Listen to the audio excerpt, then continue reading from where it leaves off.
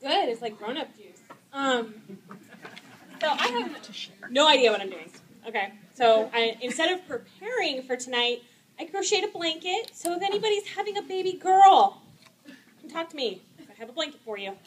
So gotta be 3% smarter than whatever. So I want to first of all thank Ty and Michelle of Hummingbird Events. They put this event on. It's fantastic. We met at PTO, and I made fun of my kids, and they thought it was hilarious. And so they asked me to come and talk to you guys about my children. First off, I've also been married for 5 years this last December to my husband. I like it, except for about a year into our marriage, he joined the Army. So it's up in the air for him, apparently, because he goes away a lot. We have 4 kids, which it's like I'm queen of the loony bin. I'm a stay-at-home mom. I've been a stay-at-home mom for 5 years. I had like an instant family. My husband had 2 children from his first marriage, and I claimed them. They have little cami flags in their head. They are mine. And we have 2 daughters. Our sons are easy. They're gross, but they're easy. Actually, last night I was up until 2 in the morning because my 2-year-old fell out of a shopping cart. She's 2. Her name is Morgan. She swings from the chandelier, climbs everything. And then we have Zoe, who's 5. I have no idea what I'm doing. I'm just going to talk to you. So I had an instant family when my husband and I got together. I got pregnant immediately. They don't tell you that antibiotics make your birth control not work. They don't tell you that at the free clinic. I was there for a sinus infection and came back a month later for an ultrasound. So we have 4 kids, again, queen of the loony bin. Our oldest is 8 on Tuesday. He is special needs. He is. People always ask me if it's hard to have a child who's disabled, and I'm like, this is the easy one. He doesn't take things for granted. It took him 7 years to learn how to use the bathroom, and it takes him 7 minutes to buckle his seatbelt, but every day is a challenge, and it's a win. He's on the bowling league for the Special Olympics, and our 6-year-old, John is gross. He was really, really good, and then he turned like 5 and got disgusting. So in November, our 5-year-old daughter was like, I can't go play in my playhouse. I can't. We asked her why, and she was like, because my brother's pooped in a bucket. And we're like, what in the... What? My husband's just dying. He's laughing. I'm not sure why. I'm like, this is gross. I didn't believe her. So I sent him up, because I don't want to discover it. I sent him up to check it out. And sure enough, they have pooped in a bucket. Covered it with sand. It was the most disgusting thing I've ever seen.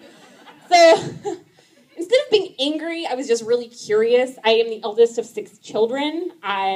Most of us are girls. My youngest brother, I have 2 younger brothers, but by the time they were born, I was 7, and I didn't even know they liked music. So I was like, he got home from school, and I was going through his backpack, and I was like, John, I have a question. There was a bucket of poop in the playhouse. Why?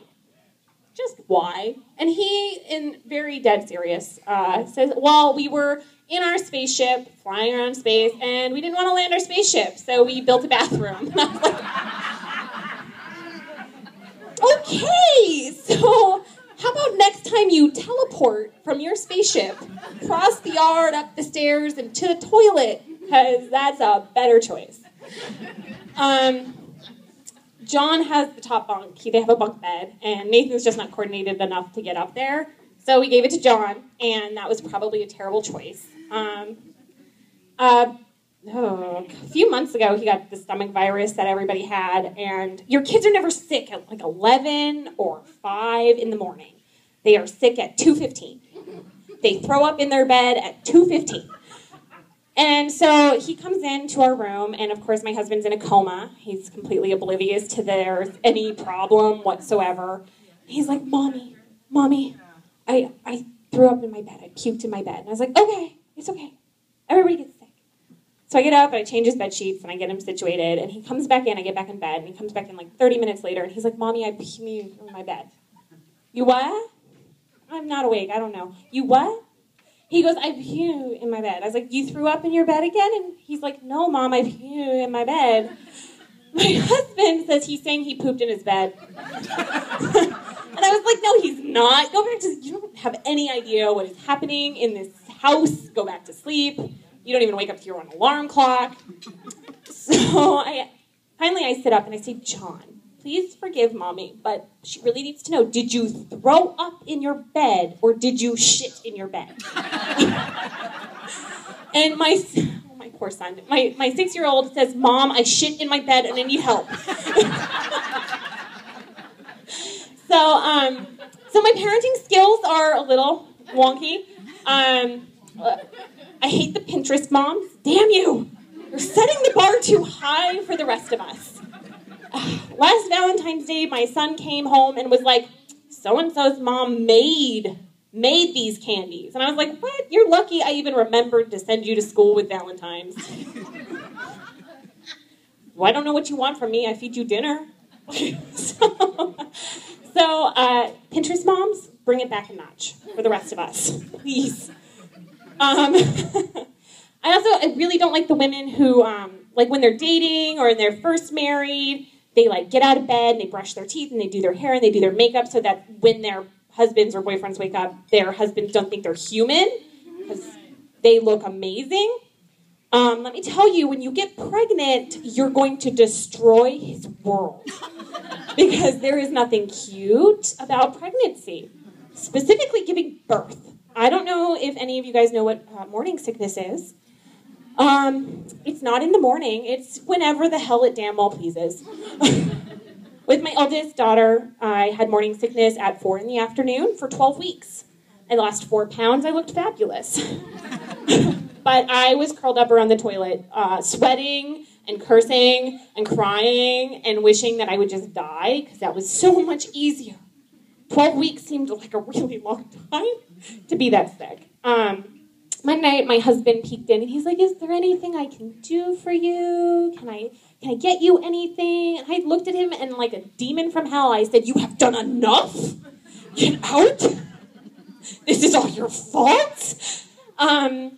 So, yeah, the morning sickness cleared up, and I was very apologetic. And they also don't tell you when you're pregnant that you pee your pants. They didn't tell me that, and I had no clue. I was at work, because I used to have a job. I worked in mental health, and I was at work, and I coughed. At 7 months pregnant, peed my pants. Needless to say, I was mortified, and I had to go talk to my boss about it, because I had peed my pants at work, like a 4-year-old. And so, this microphone is freaking me out. So I go next, I was like, Ivan, I had an accident, I need to go home. And he like freaks out. He's like, is there blood? Do we need to make a report? And I was like, no, I had a little accident, I need to go home. And just not a big deal, like trying to, be on the sly. And he's like convinced that we're gonna have to like file a report. And so finally I just looked at him and I was like, Ivan, you are married, you have children. I peed my pants because I am 7 months pregnant. And I just wanna go home. Change my clothes. Feel like an adult. So my pregnancy with my first daughter was not pretty. When I went into labor, I was not expecting it. They also don't tell you that how badly that sucks. Like, it's going to suck, it's going to hurt, it's going to be miserable. We've all watched the movies, but you really aren't prepared for it. Like, what to expect when you're expecting. There's not words for it. Literally knocked the wind out of me, and I was like, whoa, that was horrible. I'm going to go back to sleep, and maybe it'll go away. So, I went back to sleep, and 4 minutes later, I was like, okay, that's a problem. So I went and tried to wake up my husband because I had kicked him out to the couch. I didn't want to look at him. This was all his fault. And, damn him. So I kicked him onto the couch, I woke him up, and I was like, I'm going to go take a shower. You need to call your mom. She lives an hour away. She needs to come and take care of the boys. Mind you, they are like 3 and 1. Like, it was not a good time. So I was like, they need to come and take the boys, and we need to go to the hospital. And he goes back to sleep. His was not his first baby. It was mine. So I was a little freaked out. And so he went back to bed, and I threw up in the shower. Cleaned it up, because I'm obnoxious, and I cleaned it up, and I went to wake him up, and he was asleep. So I called his mom, and she's like, oh, well, it's rush hour. Mind you, I live 2 blocks from the hospital I gave birth at. I could have walked, but I wasn't going to. So I called my grandfather. My grandparents live about a mile away. They came, and my grandfather walked in the door with the camera flashing. So there's lots of lovely photos of me like, stop it! Get to the hospital, and my daughter was born on her due date. My doctor had scheduled a golf game, because that never happens. And he liked to make lots of jokes. Her birthday is September 26th. If you do the math, I conceived her on Christmas. Merry Christmas to me. So he liked to make lots of jokes about how much fun I had on Christmas.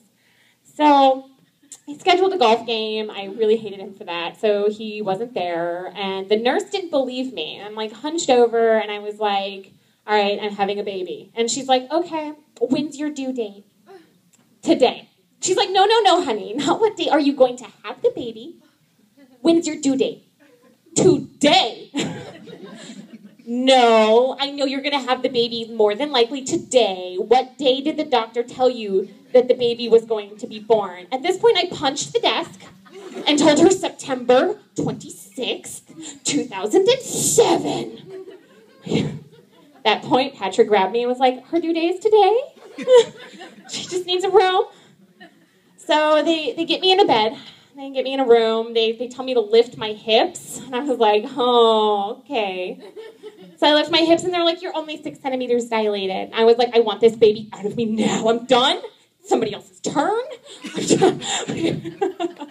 I'm on all fours, and I get hit with a contraction that made me scream. And it turns out my contractions were freakishly strong, and they ended up like giving me Depakote or something, because apparently I was scaring the 15-year-old in the room next to me. That's what they told me, and I proceeded to scream, well, she needs to be scared, she's 15! So I immediately got my own room, and an epidural, which was fantastic. Didn't have legs, didn't feel anything. I was like, damn, like, this is great. And then they proceeded to parade every student nurse, every resident, into the foot of my bed to watch what was happening. And I was like, we should get a punch bowl, some balloons, and we'll have a party by my vagina. Like, can I have some privacy, please? And there just happened to be a mirror, just positioned just right, so that no matter what I did, I could see myself. And I was like, this is really uncomfortable. So she was born, she was perfect, she was beautiful. I'm a little bit, she's mine, so I think she's perfect. But she's an interesting child. She lives in the land of unicorns and rainbows. We asked her when she was 3 what she wanted for Christmas, and her answer was a purple talking princess unicorn. I'm like, we're writing a letter to Santa. Where do you think Santa's?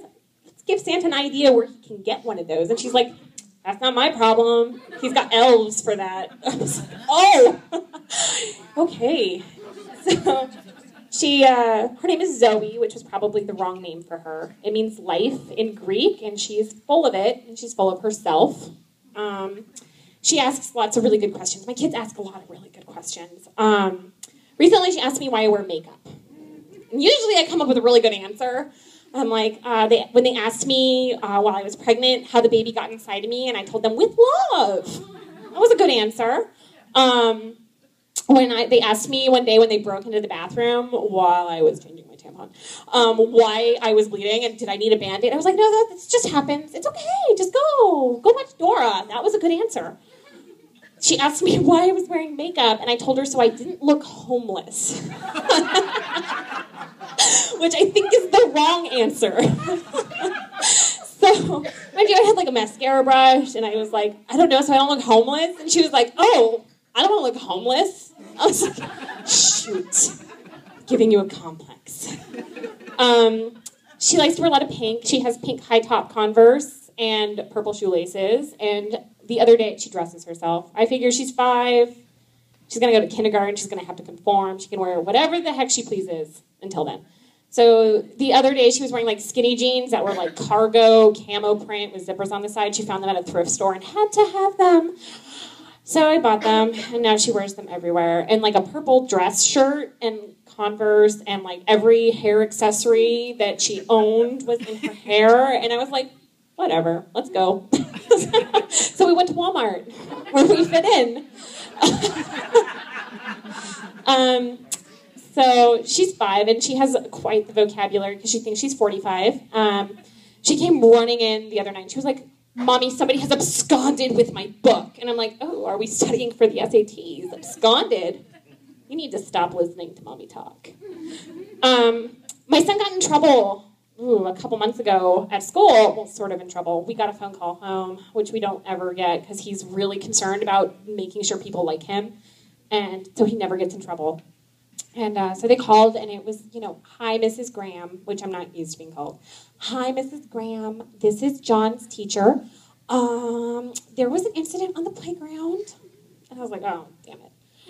Okay, what happened? And they're like, well, John said a bad word, we think. Yeah. And I'm like, oh, well, I'm not surprised. This is me. I listened to the other day, 90s on 9 on my Sirius radio. Freak Nasty came on to dip. And I was like, this is my song from 7th grade. And my kids are like, Mom, this song is weird. I'm like, don't listen to the words. So anyway, so I was like, I'm not surprised. What'd he say? And they're like, well, that's the thing. We don't know. The other kid says he said a bad word, but we're not sure this is John we're talking about, so we can't get anybody to tell us what he said. So I was like, okay, we'll put him on the phone. So they put John on the phone, and I'm like, John, what did you say to this kid on the playground? And he's like, I didn't say anything bad, Mom. It's a word you use all the time. And I'm like, well, that doesn't narrow it down.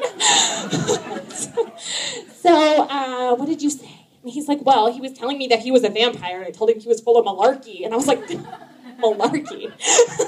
That's not a bad word. It could be it does mean bullshit, but it's not really a bad word. So I hear laughter in the background. So my kids have weird vocabularies. A little weird. They run the gamut across the board. And they really like Doctor Who, because I figured I'm so sick of watching Dora the Explorer and Yo Gabba Gabba. Although Yo Gabba Gabba, they have some really great guest stars. I mean, the Roots were on there. But, there's only so many of the 3 seasons you can take. And apparently I make the Blue's Clues sound when I get excited about things now. Like, my husband will say, like, we're going to Phoenix to see family. I'm like, boo-boo-boo! So I needed to watch some grown-up TV. So we watched Doctor Who. We started with 1963, and we've worked our way up. My kids love it, which is cool, because I like it too, because we're really nerdy. And we watch Star Wars a lot, because we're really nerdy. But my 2-year-old, Morgan, is not into these things. She's into breaking things, swinging from chandeliers, being places where she shouldn't be. I caught her in her closet with the jar of peanut butter the other day. I was like, Morgan's being awfully quiet. Where is Morgan? And so he was like, I don't know, but you should go look in my closet. Okay, so I go peek in the closet. There she is, crisscross applesauce, jar of peanut butter and a spoon. Hi, num-nums. Num-nums. You're going to be constipated for a week. How much of this did you eat? She's into everything. Again, last night she got a concussion. Made me feel like the world's worst mom. I said, sit down, and she fell out the back of the cart. And then she puked, because that's what happens when kids have concussions. A few hours later, they throw up. We were at my daughter's Girl Scout meeting, and we were in a church, and the Catholic childhood, don't mess up church, screamed in my head, and my instinct was to catch it. Catch her vomit. It was in my hands, and I was like, oh my God. Mothering is not for the faint of heart. You get vomited on. on a regular basis. Like you get puke in your hair and you're like, oh my God, it's in my hair. This hasn't happened since college and that was my own vomit. Oh my God. But on the outside, you're like, it's okay. It's okay. It's fine. You're good. Let's go clean you up. You just have puke in your hair. My husband's like, you smell funny. I'm like, I know. I just want to shower. You get pooped on and peed on and gross. It's disgusting. And it's not for the faint of heart. And you always know that something's going to happen. Because they're like, it starts out with a, Mommy, I don't... You're like, oh, you don't feel good. It's okay. It's okay. Mommy's got you. And meanwhile, you're like, I have a friend who just had a baby. And her daughter is about 9 months old. And she's like, every time Eleanor is like sick or something happens or she has a really ripe diaper, I just like have this gag reflex I can't control. I'm like, oh, you'll learn to control it. You'll learn to stomp that down. You're going to be like, oh, that's a horrible smell. We got this. We're good. You spend a lot of time in places that you don't normally would rather not spend, hospitals, doctor's office, holding your children down while they get, shots. My kids like to tell me that I'm not their friend anymore. And I'm like, that's cute. I was never your friend. I'm your mom. They also used to tell me that they don't love me anymore. And I'm like, oh, that makes me sad. I still love you. And they would get really pissed, run in their room and slam the door. We started taking this love and logic course because the Army really likes to give you parenting skills. So we started doing these love and logic classes. And they're really great. And but they say not to use sarcasm. Don't be sarcastic with your kids. But sometimes you can't help it. Sometimes you're like, by the powers of deduction, I bet it's right by your feet. My kids are oblivious, and my husband is also oblivious. I'm not sure how, my husband, his AIT was 17 months. Basic training AIT, he was gone for 17 months. And he managed to wake up every morning and go. He managed to dress himself and fold his own socks and do his own laundry. I don't know what happened when he came home, because now he's like, I can't find my socks. Where's my uniform? I don't know where my shoes are. Where's my toothbrush? I ran out of toothpaste. Can I use yours? He's not a functional adult sometimes. But our kids are a lot like him in that way. They never find things. They forget things. I don't know how many times I have gone to school because they forgot their coat. It's 3 degrees outside. What do you mean you walked to the bus without a coat? You didn't notice? Well, I didn't notice. I was making coffee. My eyes were still sealed shut. I was not awake yet. Since I became a mom, I drink a lot of coffee because I don't get enough sleep. I don't. My husband will sleep through anything. He'll sleep through, the house falling down around our ears. But my kid, starts breathing differently, and I'm like, what is that? Something is wrong. My mommy senses tingle. So, I know when, somebody's having a bad dream. I know if the dog is not where he's supposed to be. I know if the dishwasher gets, caught on something. I can hear it with my mommy senses. So I fix things in the middle of the night. I do laundry in the middle of the night. I don't sleep. So I drink a lot of coffee. And my husband bought me a coffee grinder. And I think he did it so that I didn't have bingo arms. It's my workout. I do go to the gym, though. I figure I like to eat. Eating is as pleasurable to me as sex is. Sometimes I prefer it more, let's be honest. Sometimes I just don't have the energy to eat this pint of ice cream, not to just lie there. Sex leads to kids. I'm not interested. So I really like to eat. I really love to eat. My husband is a professionally trained chef. I married an artist who became a soldier. I'm having an existential crisis about it still 4 years later. and he was a professionally trained chef, and he made me these teeny tiny little fruit tarts. And I was like, oh my God, you're so pretty. You should move in and cook for me. I'll have your babies. Move in. I like to eat a lot. But I'm pathologically terrified of becoming obese because my mom, when I got boobs, told me I was fluffy. Because my mom lives on like nicotine and caffeine. She doesn't actually eat. I'm fairly certain that she's not human. She raised 6 kids, so I don't know. She teaches at a middle school in the inner city Phoenix. She says it's like teaching squirrels how to read. But she loves it. She feels like sometimes she reaches out and touches them, and she like, you know, convinces them not to join a gang or something. And I'm like, yes, you and your 5-foot Minnesota glory. Teaching these kids not to do meth. Awesome. Way to go, Mom. So, anyway, I like to eat, and so I like to work out. But I like to do fun workouts. Like, I don't want to get on I like to run, but I get bored unless I'm, like, watching something. Like, when the presidential debates were going on, I was, like, on the treadmill, like, that's right. Presidential debates, because I'm nerdy. And then the other day, I was on the elliptical trainer, and the person, I was watching videos on how to crochet little roses. And the lady next to me was watching Honey Boo Boo. And I was like, what is that? Why hasn't somebody called CPS? There is a chicken in their house. It is just shitting everywhere. Why is this a national? No wonder. Oh my gosh, this is what people think America is. Oh no. I mean, I've only watched 1 episode, so if you're a fan, I'm sorry, but I'm a little freaked out by it. They have a chicken in their house. And a pig. And that's food. That's not in your house. So I like to work out, and I like to have fun workouts. Like one time my sister was like, I'm really bored with Zumba, because my sister works out all the time. She's like super hot, and I hate her. So she's like, I'm really bored with Zumba. And I'm like, I don't know, I'll find something for us else to do. So I found us pole dancing. We did a month of pole dancing, and it was a lot of fun. Like this right here, this went away. But it was a lot of fun. And my sister's like, you're really good at this. I'm like, oh, good. I found my niche. Woo!